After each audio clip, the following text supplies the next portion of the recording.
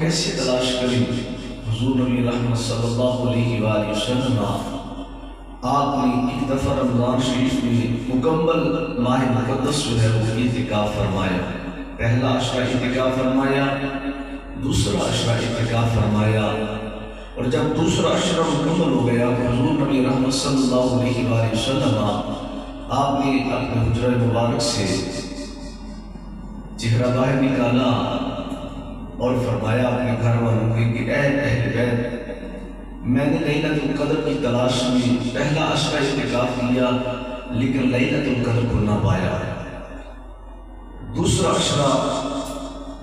اعتکاف کیا اور لیلۃ القدر کو نہ پایا، اب تیسرا عشرہ شروع ہو گیا ہے تو آپ لوگ میرے ساتھ اعتکاف کرو تاکہ لیلۃ القدر کو تلاش کیا جا سکے.